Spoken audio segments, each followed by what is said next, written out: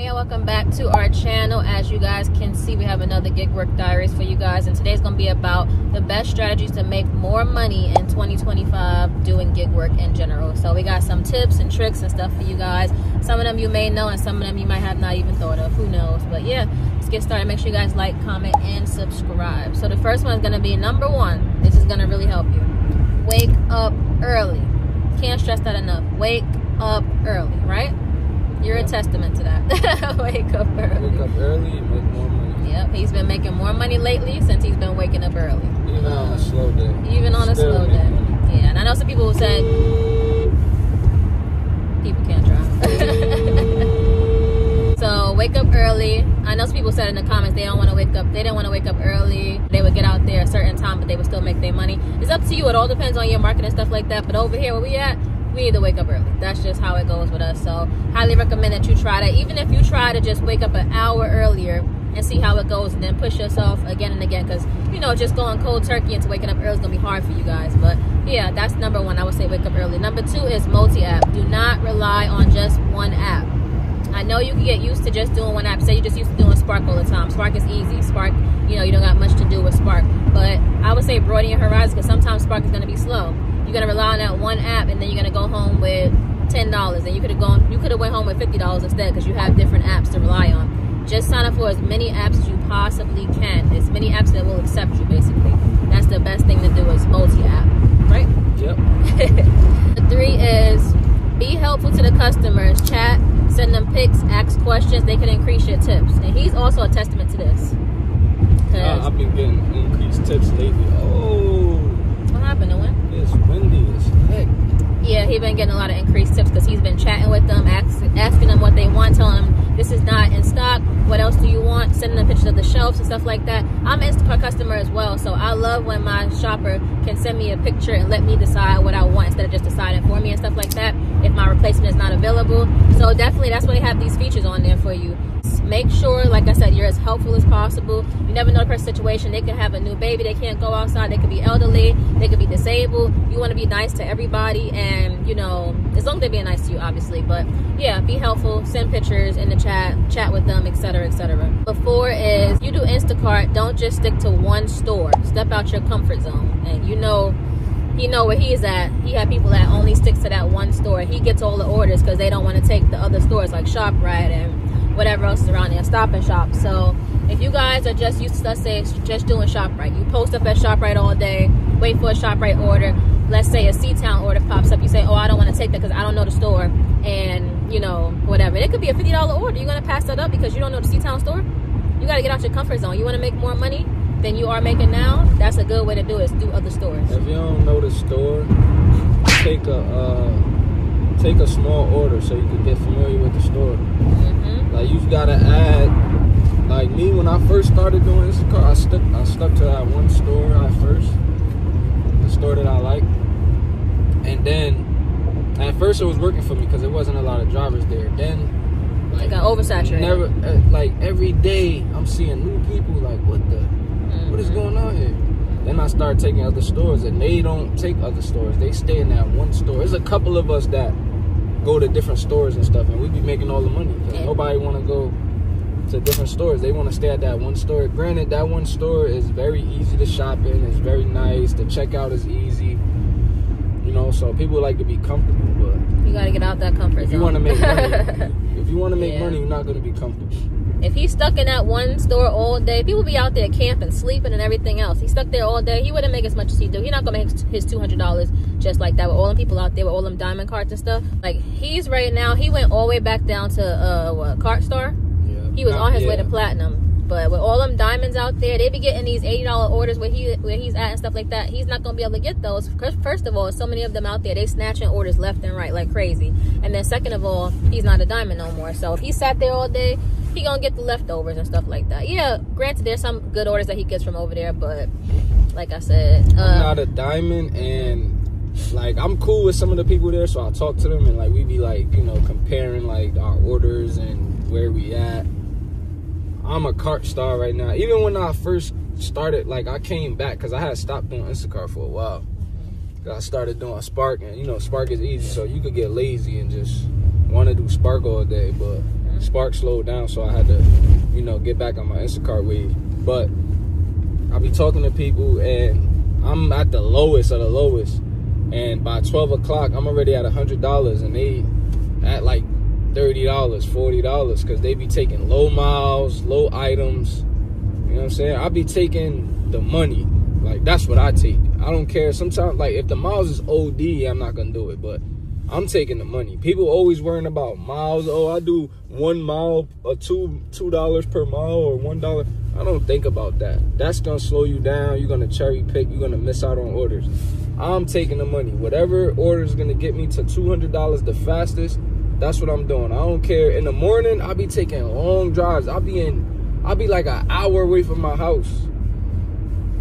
And I'm 30 minutes while I work away from my house. I'll be taking orders that take me an hour away from my house. And I stay in that area until I get no more orders, and I go back down to my area. You gotta hustle, man. This is a hustle. Can't be lazy. You can't just be sitting around. Can't get comfortable. I want to do less. I don't want to do big miles. I want to do nah, man. You gotta get the money. Like, chase the money. Don't chase the miles. Chase the money. And I understand, like, we have people that lease their cars. So we understand you can't do the big mileage orders, but if you don't lease your car and stuff like that, you have no restrictions. Go and get the money. Leasing your car is gonna make it harder, because then you're gonna be really thinking about the miles, unless you're doing it part time. If you're doing it part time on the side, that's cool, but not full time. If you can't, like, don't do gig work full time in a lease car, because you're not gonna make no money, and you're gonna run up your miles. Even though you're trying to take low miles, you're still gonna run up your miles. Like, but the next one is don't miss weekends, whether it's Saturday or Sunday. I don't care if you work on a Saturday and don't work on a Sunday, or vice versa, but those are the 2 busiest days: Saturday, Sunday, Monday. Those are the 3 days that you want to make sure you get out there. I can understand you have something to do, but not every weekend you're gonna have something to do. You want to get that money, you want to pay those bills, you need to sacrifice sometimes and get out there and work. And that's basically what it is. 6 is know your stores. Know your stores. That's gonna really help you be faster when it comes to shopping. Like, he knows where he's at. He knows his stores. Like, me and him worked over there for a year together, and then we moved to this next zone. And then you worked there, what, 3 years now, 2 years now? How long you been working there? For 3 years. Oh, for 3 years, about that. So I've been doing gig work for 5 years now. Yeah, for 5 years. Oh, it's a nice area. But yeah, the stores, because that's really gonna help you. Like, working over here at this zone, we don't know none of these stores really. We've been in here maybe like 3 times, 2 times, so we gotta learn the stores all over again. But if you know your stores in your zone, you definitely will be. The Wegmans and the ShopRite, it's pretty much the same. Yeah, like the Wegmans here is like the same layout as the other Wegmans, but the ShopRites, they vary by size and stuff like that, and location of, like, say, produce and things like that. They really got some money over here. What's going on? This is townhouses. When it comes to being fast, like, just put this in the back of your mind. The faster you are, the more orders you can take, the more money you're gonna make. And of course, you're not gonna be fast when you first start out, but as you go along, you'll get faster and faster. So just review. Like, this is what I do. Like, I review my list.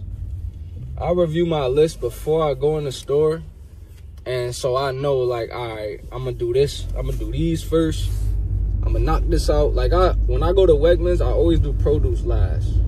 I get everything in the aisles, because produce is all in one section, so you don't gotta really go nowhere. I get everything in the aisles, and then I go to produce. That's in one section. And sometimes the produce be hard to find, so you'll be in produce for mad long and find certain things slowing you down. So get all the easy stuff first. Get all that stuff out the way, and then do your produce last. That's what I do. That makes me go faster. You might do something else, but that's just a little tip on how I go fast. I always review my list, and I map out in my head, like, what I'm gonna do first. Like, I know where this is at. I'm gonna go get all of this stuff first. All this in the same area. I'm gonna go get all of this, and it cut the time down. Yep. Next thing is know when to blacklist a store. That means know when to cut a store off and not go there no more if they're wasting your time. He had to do that for many times. We had to do that actually in where I live at. Yeah, with Spark. Yeah, with Spark. Yeah. I did that live at, because that's the store that got him deactivated. And then do that where he works at now. He has to blacklist them for the afternoon shift, because the afternoon shift is just outrageous. They canceled your order how many times? 19 times in a row? 19 times in a row, literally. And they had an argument with him when he went in the store to find out what was going on. So it has an attitude every time. they come out and see him, like that one person. But yeah, for no reason at all. At all. Because I went in there and all I did was ask them. Well, I know one of them. I don't know one of the managers, but one of the managers, I seen him a lot, so I kind of used to talk to him and be cool with him and stuff like that. So I went to him and I asked him like, yo, where's the supervisor for Spark? Because he don't work in the Spark department. So he was like, she not here. But and then he saw the guy. The guy, I didn't know this was the guy at the time, but this is the guy that was canceling the orders. He happened to walk right in there, and I asked him, I was like, yo, why y'all keep canceling my orders? He was like, he was like, I'm not giving him prep time. I'm like, how I'm not giving you prep time when the store is, I mean, the order is popping up on my thing. That's not my fault that the order is popping up. Then he's saying you can't wait in the parking lot and get the order. And I'm like, I've been coming, first of all, he was new there. I've been coming to that store for like 2 years before he started working there. And they always told me the fastest way to get orders is sit in the parking lot. I go to the other Walmarts, they tell me the same thing. Like, yeah, wait in the parking lot, you'll get the order. He told another driver that too about the prep time. He told another driver that too. I was in there at the other Walmart, and I seen the driver, and we was comparing stores, and they was like, that store, they can't stand that store neither. So and then he said the same thing. Yeah, like he told me about prep. First of all, I was telling him what he told me. I'm like, yeah, he said I'm not giving him prep time. The other guy was like, yeah, he said the same thing to me. Is he lazy, bro? No other employees that work there talk about no prep time or nothing like that. He the only one that be saying that. Like, what is you talking about, bro? You just lazy. You don't want to work. And he want to do the order when he want to do the order. Good though. I still make my money, so I just stopped going there. And yesterday, one of our subscribers said that they were at the Walmart, and first of all, they had got a $17 order, waiting for that one. I think it was a curbside. They got that one got canceled. Then they got a $65 3 drop off. I think it was 14 miles. Waited for a while to get that one. That one also got canceled. So no. One of our subscribers said that. So I said, yeah, don't even waste your time waiting there for another order, because they're gonna keep canceling stuff, because that's just a waste. Lose a $65 order. That's big money right there. So like, y'all can't get the orders out, so y'all canceling orders and stuff like that, but y'all messing up the driver's money. I know y'all don't care because y'all get paid per hour, but like, no one to blacklist the store. That's it. Like, and they also simple. Like, people they get cool with some of the drivers, you know. So some of the drivers be chatty patties, and they be telling them how much money we be making. And that's a mistake too. Do not let them know how much money you making, because they get jealous.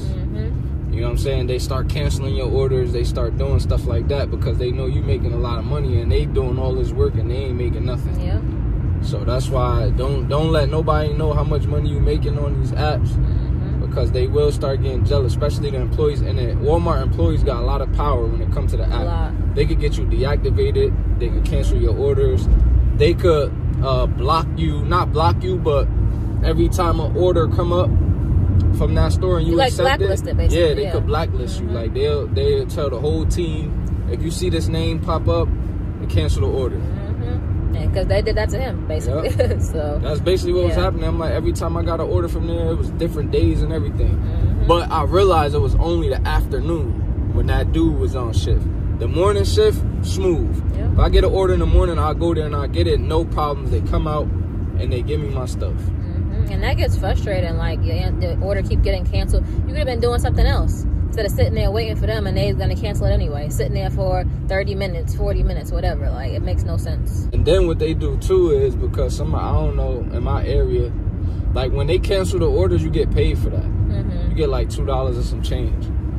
So I guess they found out about that, and then they started just canceling each item individually, making it seem like they don't have the item, so that I won't get paid. And it's the managers too that be canceling. Yeah, it's the manager at that middle store. It's the manager that's doing that. Because the employees told me, they was like, yo, he don't know how to work, and he want to keep his numbers up, make himself look good. His numbers up, so when they be late, orders getting them out, they numbers go down. So the next day they get like a summary, a progress report or whatever, and they numbers be messed up. I guess that affects them, you know, their job security. So he be trying to not let his numbers go down. Because they go through managers like crazy.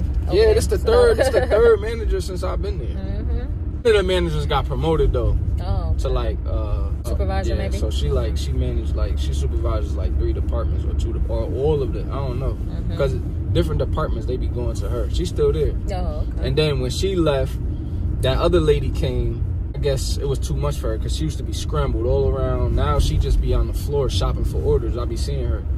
And now it's a new guy. He the manager, and he's worse. That other lady that was shopping, she was better.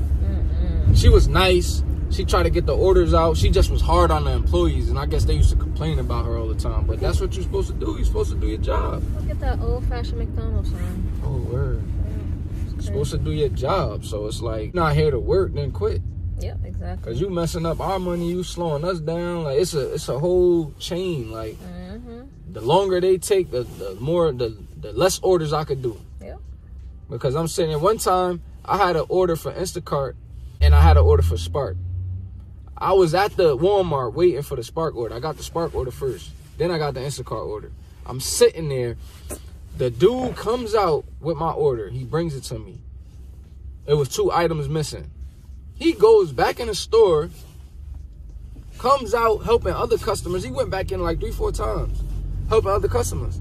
Just sitting there. Then the last time he came, I'm like, yo, what's up? You got my item or not? He like, oh, I don't got it. I'm like, so why you ain't say nothing? Like, you got me sitting here waiting, and you ain't even say nothing. Like, what's going on? Oh, I'm sorry, they got me running around. Bro, you passed my car 4 times. You couldn't just say, yo, I don't got it. Like, they be, I don't know what's good with them. They be tripping. And he one of the okay workers. Like, I mess with him. Like, he one of the okay workers. And that day, I'm like, yo, what's going on, bro? But sometimes they just have attitudes, and, you know, whatever they going through, they just take it to work with them. Take it to work. Like, leave that at home. Please, leave it at home. Nah, this is business, bro. You can't miss business with personal problems, bro. Next one's going to be increase your hours. So if you're sitting here working 3 hours, try to throw in an extra hour or 2. Because if you about to go home and the orders are still booming, do not leave no money on the table. So that's what you need to do. Don't say, oh, it's been 3 hours, I'm tired of working, etc. If you have something to do, I can see, but don't leave no money on the table, because somebody else is going to snatch it up, and that could have been your $50 in your pocket, your $40 in your pocket. So keep that in mind. It's going to be number 9, which is change zones. If your zone is not serving you, they have so many different Walmarts, so many different grocery stores. All you got to do is Google stuff. Google something that's 3 miles from you, 5 miles from you, 20 minutes from you. Don't be afraid to drive. That's what you got a car for. Drive that thing everywhere. Zones, if you can. I can understand if the next zone is like an hour away. Okay, that's too far. But if there's something like 20 minutes from you, 15 minutes from you, test it out. See how it goes. You just never know. Especially test it on a busy day too, like a Saturday, Sunday, a Monday. Don't test it out on no Wednesday and be like, oh, it's trash. Because you're not going to know how it is. Because Wednesday is trash. So we in a whole nother state right now. Yeah. Check it out on a busy day and see how that goes. Check it on the apartments up there. Last but not least is always set a daily goal. Set a daily goal. That's going to help you to know. You'll be like, okay, I'm $50 away from the goal. All I need is a $50 order, or a 30 and a 20, I can go home. Set a goal for yourself, a daily goal. For us, we work together. We try to make it to be $200. When he works for himself, he tries to make it to be $200 as well. Yeah, that's pretty much the video. Hopefully you guys learned something from it. Let us know your tips and tricks on how to make more money in the new year. If you have not been making enough money last year, these tips will definitely help you do that. So yeah, hopefully you guys enjoyed it. We'll see you next time. Peace.